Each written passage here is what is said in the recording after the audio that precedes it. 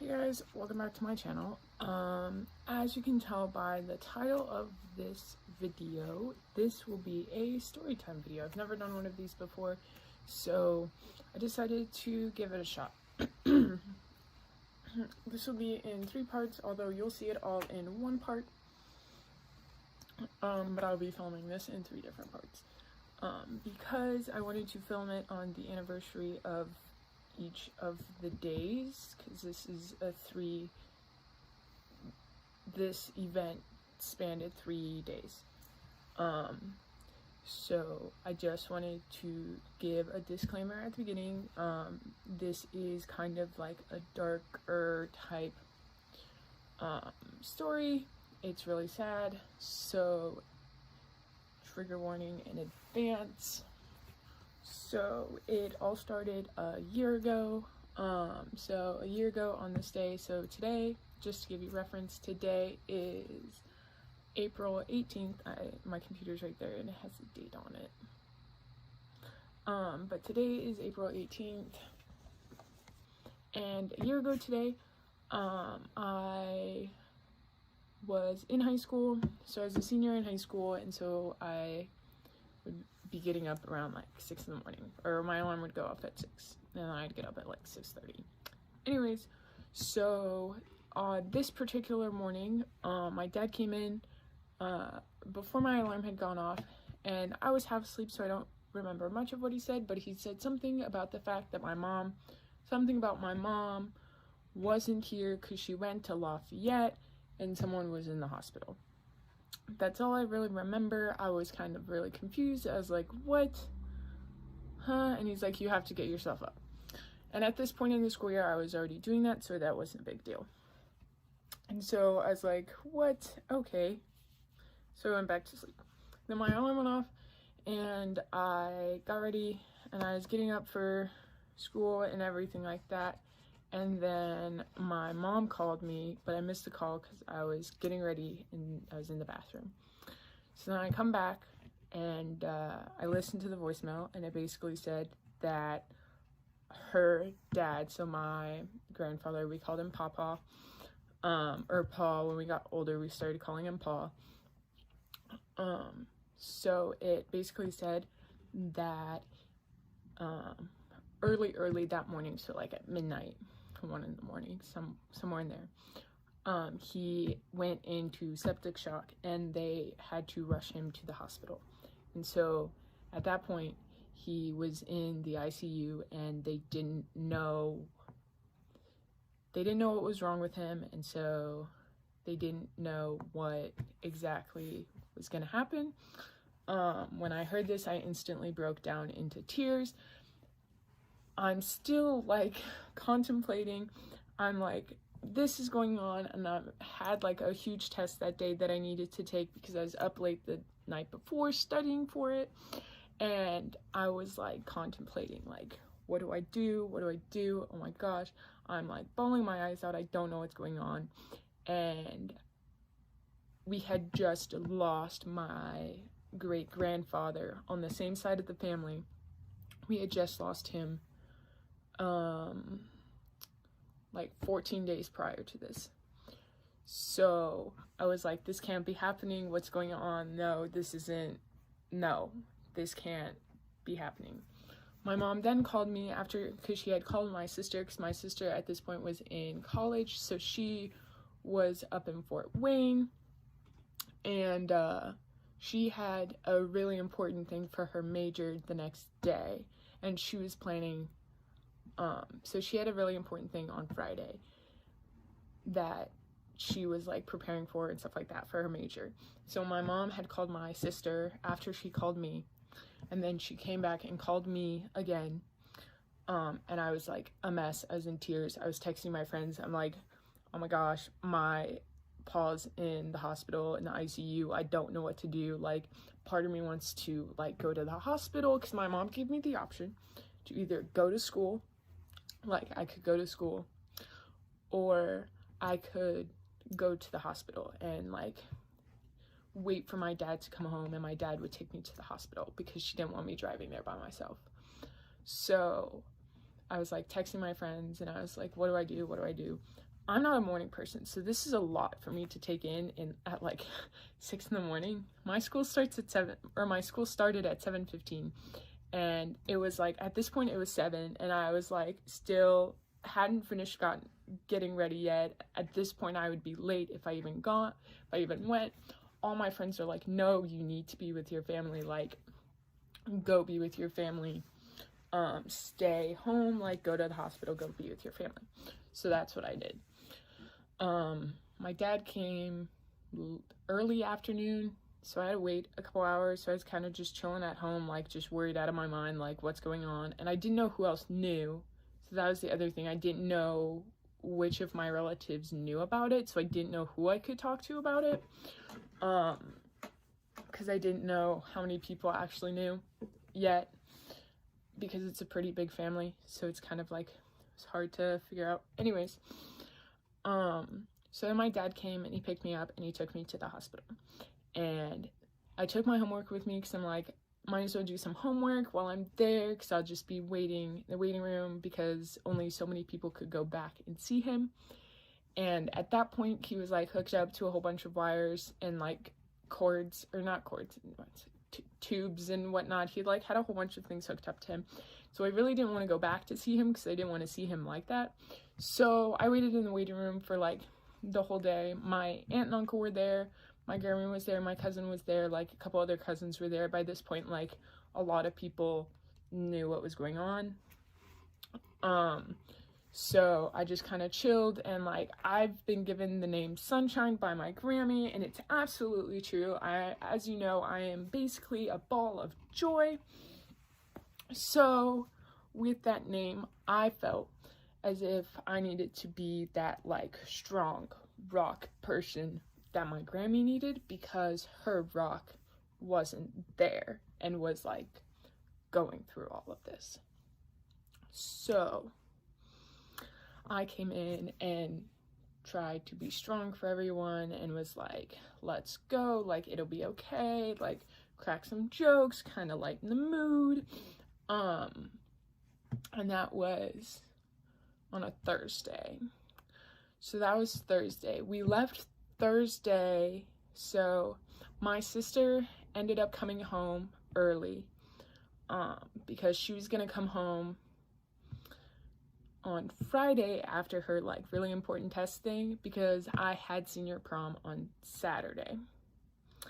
So I had prom that weekend, and so she was coming home, and it was also Easter, so like she was coming home to be with us and to see me go to prom and spend Easter with us and all this other stuff. So this happened, and she ended up coming home a day early. So she came home on Thursday. My dad drove to Fort Wayne to pick her up and brought her back, and like all her teachers were understanding and everything like that, so they let her like make it up on the next Monday, so the next week. So she got there, and so like the whole family was there, like all my cousins were there for the most part. I had, at the time, he was 6, and so that's like my youngest cousin. He wasn't there just because he was really little and he like didn't understand what was going on, so his parents decided not to bring him, which I totally understand, at least not on that day.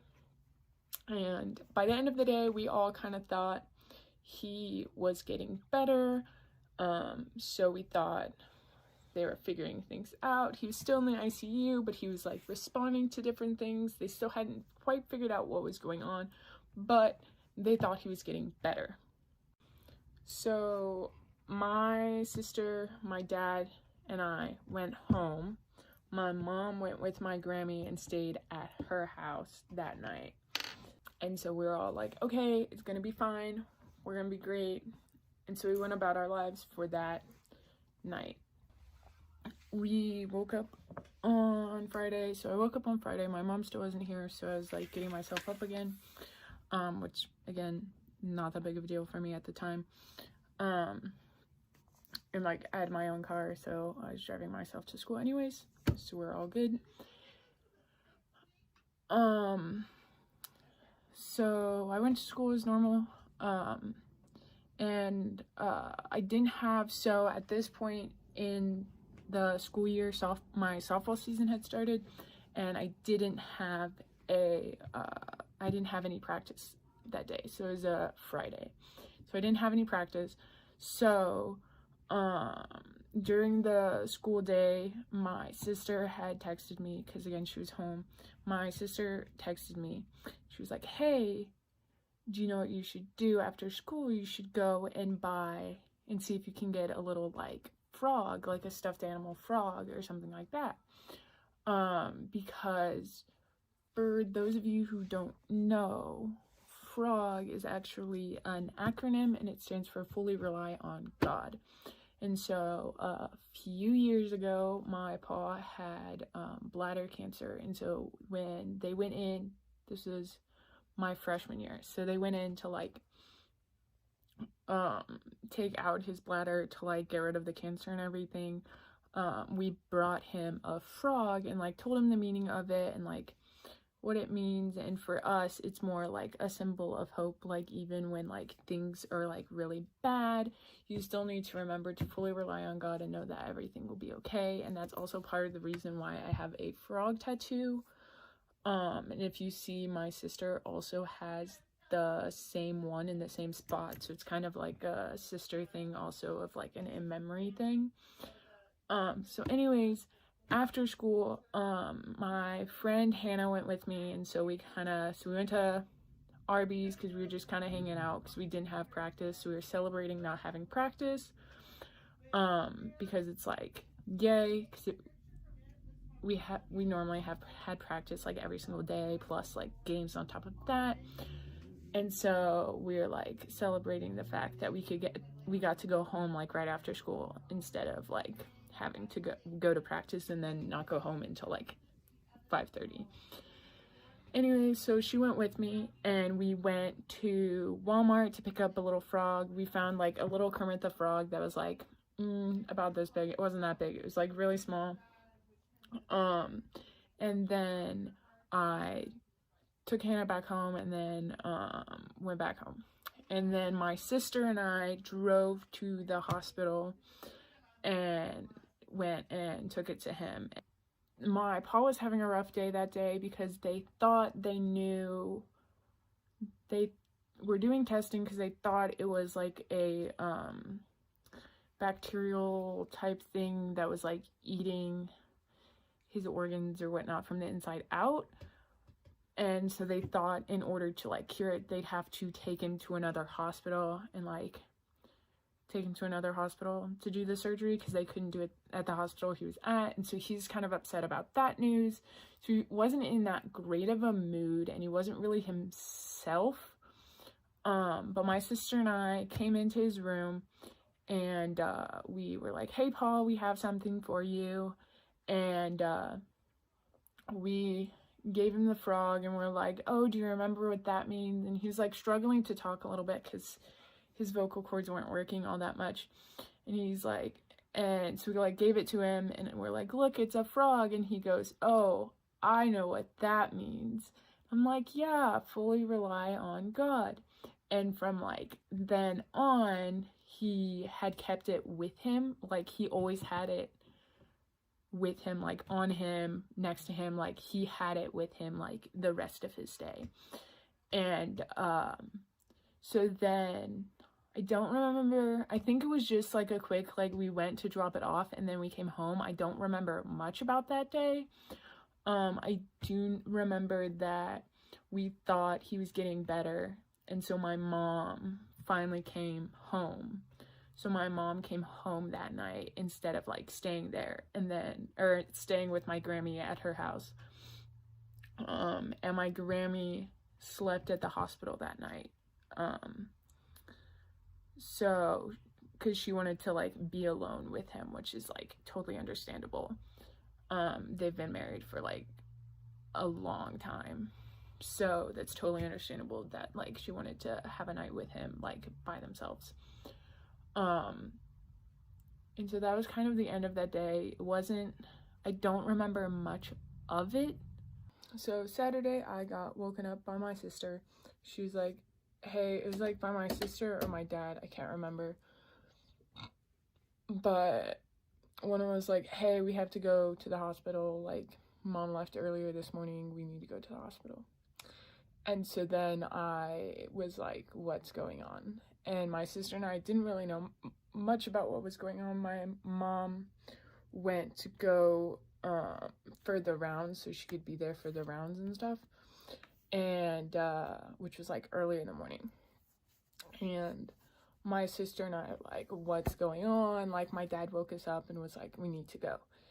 So we drove all the way there.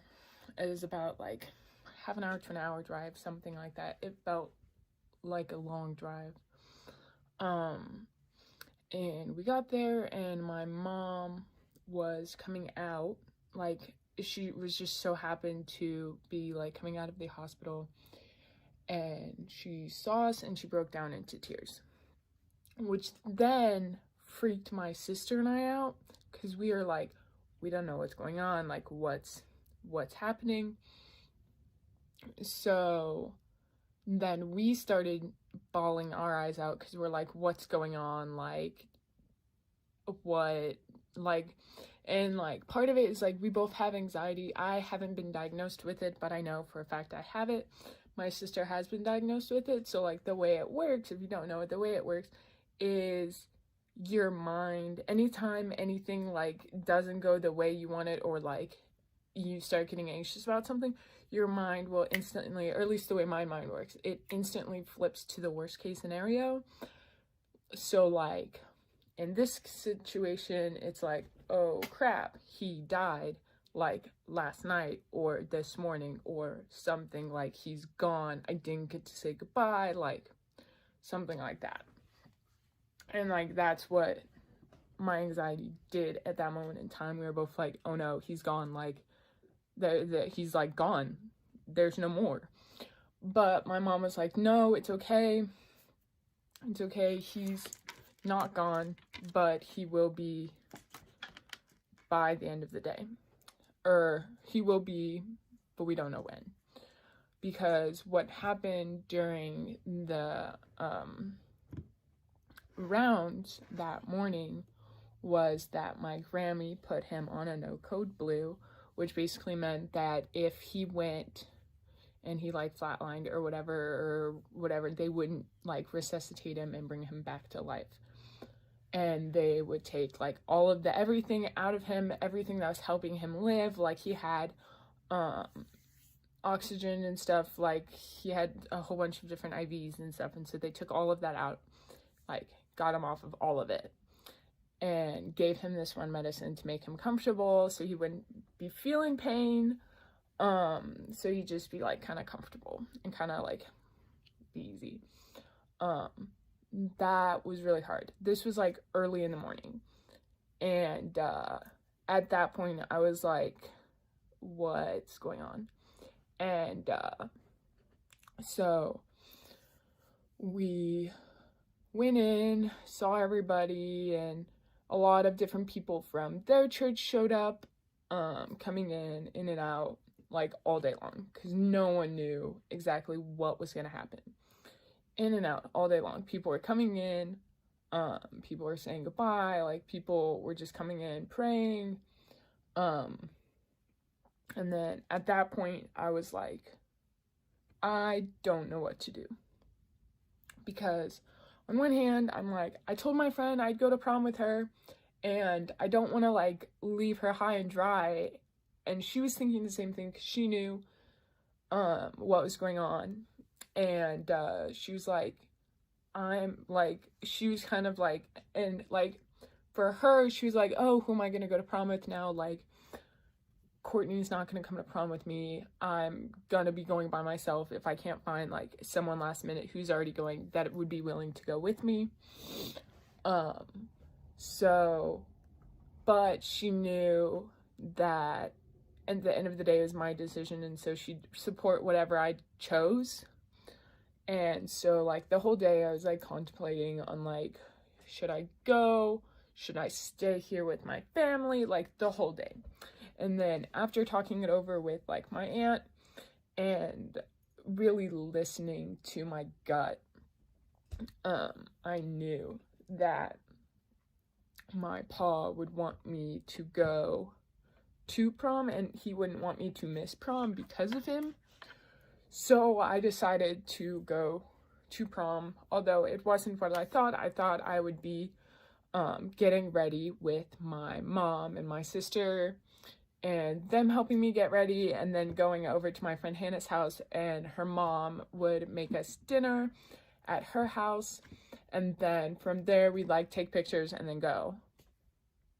But instead what happened was my dad brought me home, like I said goodbye and everything like that. And my dad brought me home, and I got ready, and then like I went home and picked up like my makeup and my stuff that I need for to like get ready and everything like that, so like my dress and whatnot and shoes, and picked them up here at home, and then went to my friend Hannah's house.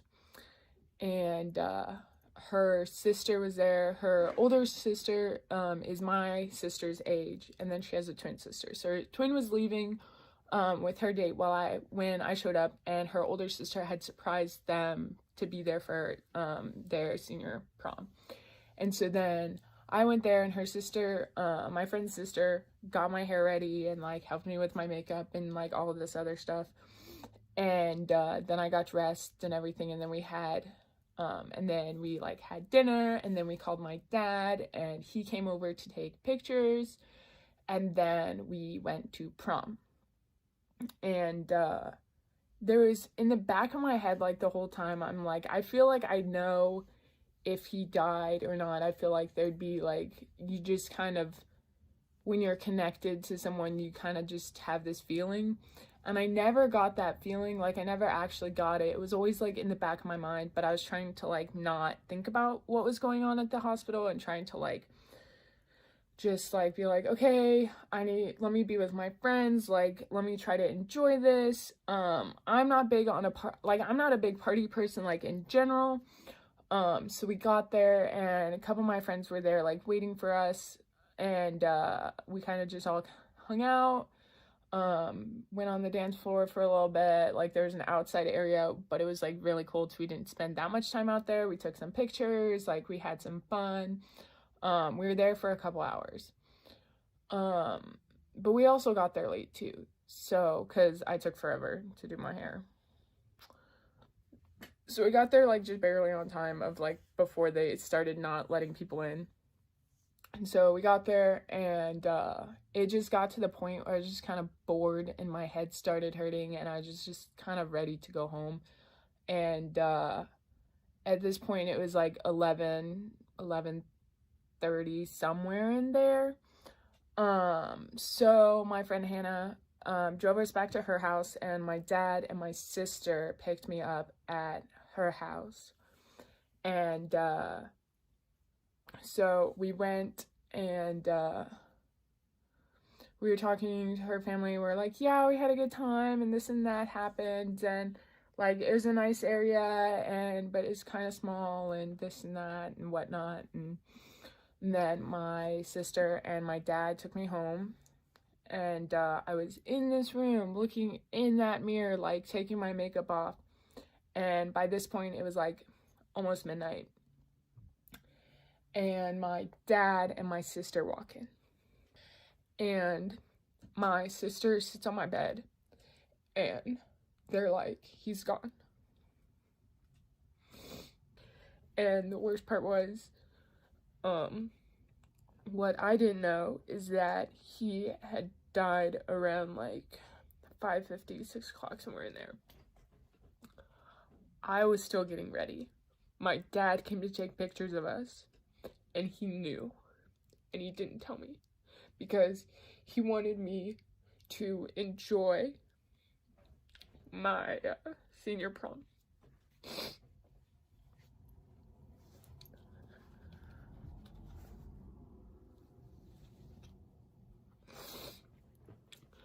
And I was numb. Like, I remember I was just numb. And so I was like, oh, okay. I was like, yeah. And nothing. So I went to bed, And yeah, the next couple of days were rough on all of us. I definitely cried myself to sleep for the next like 3 nights or something like that. And my mom eventually came home.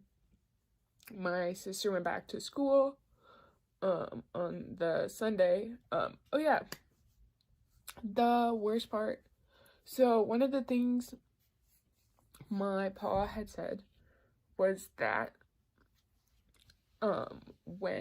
whenever, like, this was like before like he knew anything, like before this whole situation, but like one of the things, like while he was like perfectly fine and everything, he's like would always say that whenever he died, he wanted the whole family to go as a family, like whatever the next holiday, or he wanted the whole family to go to church like that next Sunday.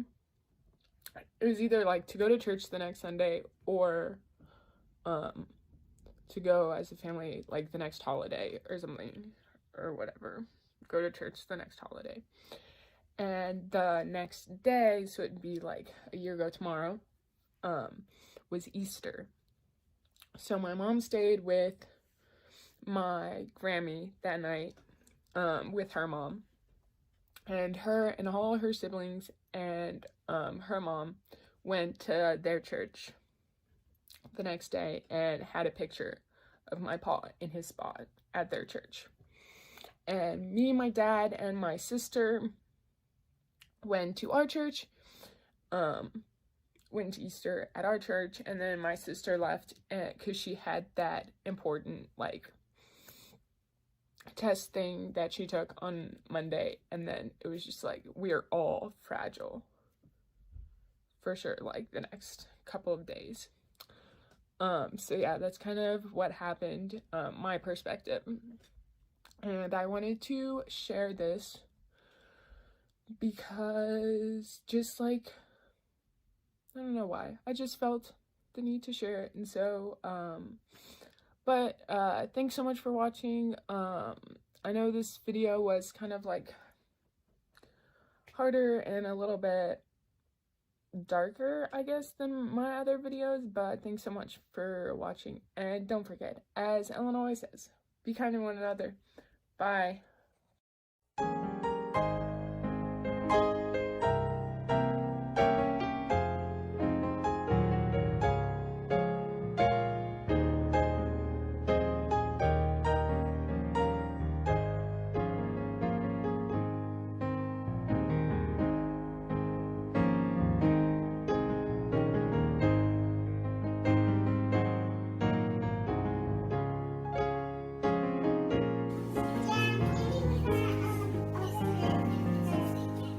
Look at your eyeballs. Open your eyes really wide.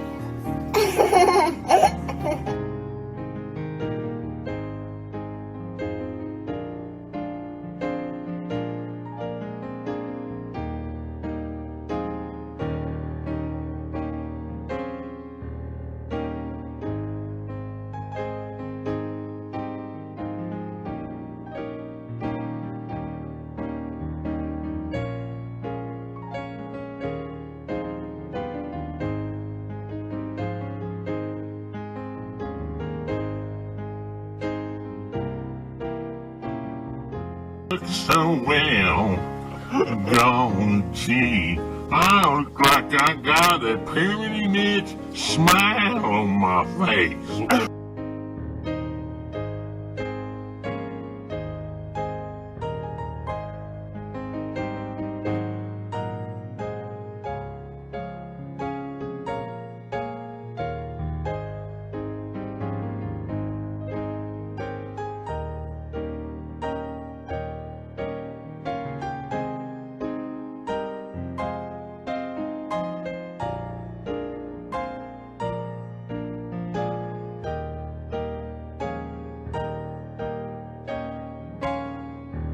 Hot diggity dog diggity, what you do to me, what you do to me.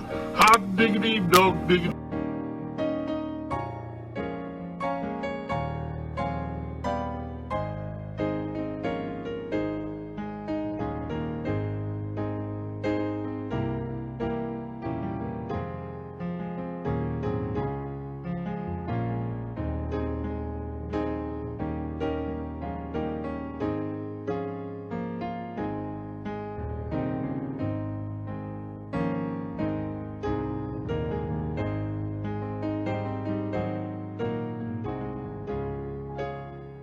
Hey! Hey!